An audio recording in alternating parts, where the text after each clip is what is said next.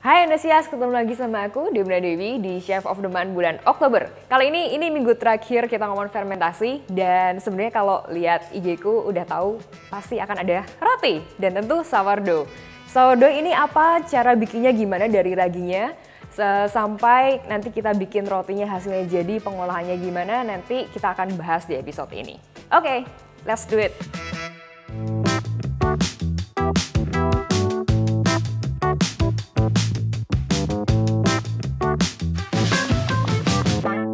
Pertama, kalau ngomongin sourdough, kita bahas dulu tentang raginya. Karena ragi sourdough ini sedikit berbeda sama ragi yang kita biasa beli di supermarket. Sourdough itu sebuah konsep sebenarnya, di mana raginya itu ragi alami, 100% alami, dari tepung sama air yang difermentasiin. Yang penting sekarang gimana ngelihatnya, kalau ragi ini setelah dikasih makan berulang-ulang itu udah kuat belum nih buat pakai dibikin sourdough. Ada banyak indikator, cara ngelihatnya banyak banget. Satu, kita harus kenal dulu raginya.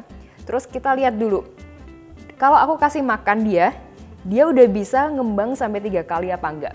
Jadi dari aku kasih makan dia terakhir, mungkin 3 jam, 4 jam yang lalu dengan rasio yang sama. Misalkan aku punya ragi 10 gram, aku kasih makan tepung 10 gram, aku kasih air juga 10 gram. Jadi rasionya 1:1:1. Dalam waktu 3 jam sampai 4 jam harusnya dia bisa triple atau 4 kali malahan. Yang penting waktu kita coba angkat dia nih, dia akan kerasa, tuh ada letupan-letupannya itu, dan dia akan berserat. Ini ragi yang dia udah siap. Kalau misalkan aku taruh dia ke dalam air, dia akan ngambang. Ini tandanya dia sedang kuat, udah siap banget untuk dipakai jadi ragi yang kita bisa pakai untuk bikin roti sourdough. Tanda-tanda yang lain nih, yang penting, ragi sourdough yang bagus, yang lagi kuat-kuatnya itu harusnya wangi. Wanginya seperti wangi ragi instan sebenarnya yang beli di supermarket. Wanginya manis, wanginya seperti buah. Kalau sudah mulai bau asam, artinya sudah terlalu lama. Kemungkinan untuk mengembangkan adonan nggak gitu kuat seperti kayak sekarang. Kalau raginya udah kuat, kita udah siapin resepnya, semuanya udah siap, kita masuk ke proses bikin adonan. Nomor 1, step 1 agak berbeda sama bikin roti pada biasanya. Kita punya proses yang namanya autolysis. Di sini cuman campur tepung sama air. Udah, untuk memperkenalkan tepungnya aja sama air, tanpa ragi sama sekali, tanpa garam. Dan aku campur juga tepungnya ini sama tepung gandum atau tepung rye. Terus langsung aja campur sama air. Diaduk.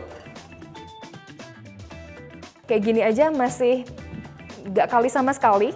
Tapi memang ini proses autolysis, cuma mempertemukan tepung sama air aja.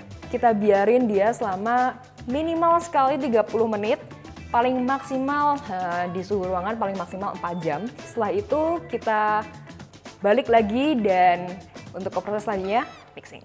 Proses mixing ini adalah proses di mana fermentasi dimulai. Artinya apa? Artinya ini saatnya kita campur starter yang udah kuat sama adonan yang tadi sudah kita proses autolysis.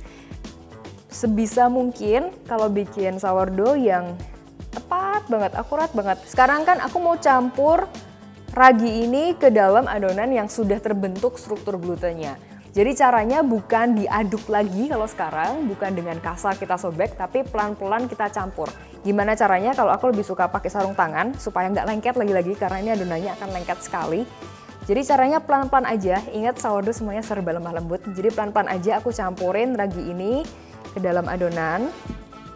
Kita tahu dia udah mulai kalis, struktur glutennya ini udah mulai kebentuk kalau udah mulai bisa ngebersihin pinggir-pinggirnya mangkok kita. Jadi 1 jam setelah tadi aku memperkenalkan ragi ke adonan, aku sekarang akan mulai masukin garam. Garam bisa apa aja, cuman yang penting cari garam yang natural, yang tidak banyak iodiumnya, karena iodium bisa menghambat banget pertumbuhan bakteri sama ragi-ragi itu, dan kita nggak mau itu kan. Jadi untuk ini aku pakai garam pink salt, diratain dikit boleh. Nah ini kan susah nih karena garamnya solid banget kan. Triknya pakai air, tapi dari tangan aja kita ambil kayak gini. Terus kita basahin sampai kelihatan garamnya lumayan larut. Pelan-pelan aja, enjoy the process. Kayaknya kenapa sourdough itu ngetren banget waktu zaman PSBB, karena nggak bikin stres ya kan. PSBB kan stres. Tarik, terus aku lipet. Sama, tarik dari sisi satunya, lipet. Sisi satunya juga tarik aja, tapi jangan sampai robek ya. Lipat, sisi ini juga. Dan hati-hati, pokoknya yang perlu dijaga, struktur gluten nggak boleh sobek. Nah, sampai kelihatan udah nggak ada pink-pinknya lagi, artinya garamnya udah kecampur semua. Adonannya juga kelihatan udah lebih kalis. Sekarang kita biarkan dia sampai waktu fermentasinya cukup. Ini istilahnya bulk fermentation. Jadi kalau bisa suhu ruangannya lebih dingin supaya bisa lebih lama fermentasinya. Biasanya di suhu Jakarta, tapi ada AC, aku akan bulk fermentation selama 5 jam kurang lebih. Dan tiap kali 1 jam aku akan folding. Nanti kalau sudah 5 jam akan jadinya kayak gini. Yang bisa kita lihat satu, kalau aku goyangin dia ikut bergoyang bersama. Kuncinya yang untuk handling dough sebasah ini kan basah banget nih. Kuncinya adalah jangan sampai tangan kita lengket. Aku nggak akan prefer pakai sarung tangan karena lebih bisa dapat feelingnya kalau aku nggak pakai sarung tangan. Jadi pakai tepung aja. Jadi samain rata tepungnya supaya nggak terlalu tebal, setipis mungkin. Tapi semuanya harus kena tepung.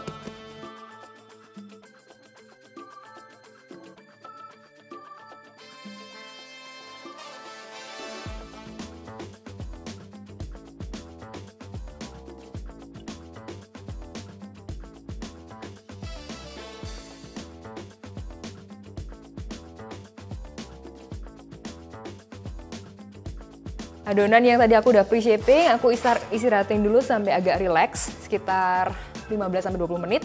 Kasih tepung atasnya, mejanya juga aku kasih tepung dikit.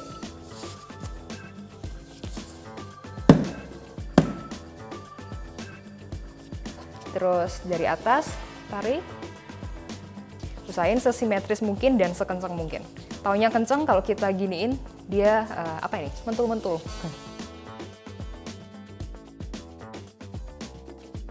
Tadi aku masukin adonan yang udah aku shape ke dalam, ini yang namanya baneton.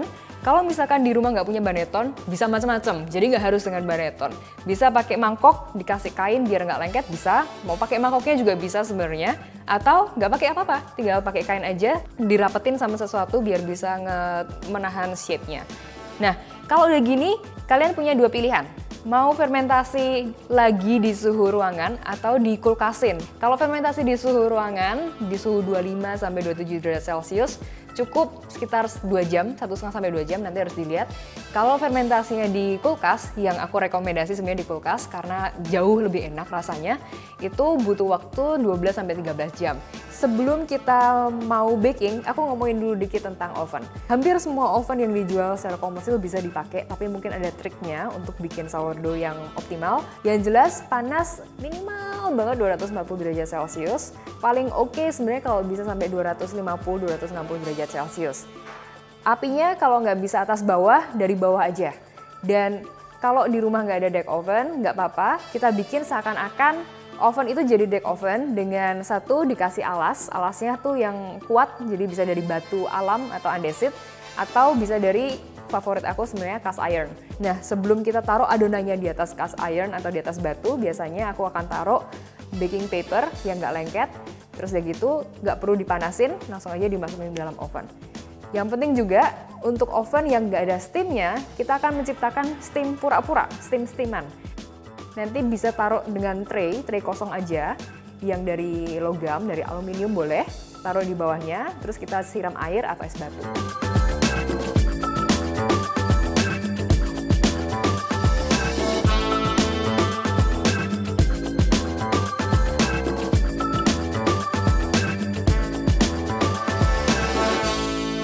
Udah, sekarang kita udah siap untuk masukin ini ke dalam oven.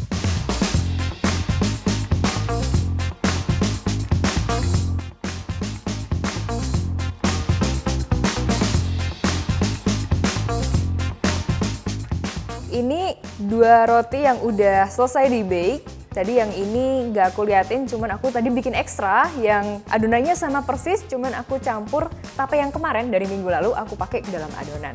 Setelah dari oven, didiamin dulu ya, sabar. Sourdough semuanya harus sabar. Jadi didiamin dulu sekitar minimal banget 1 jam, karena begitu keluar dari oven, masih ada proses masak di dalam.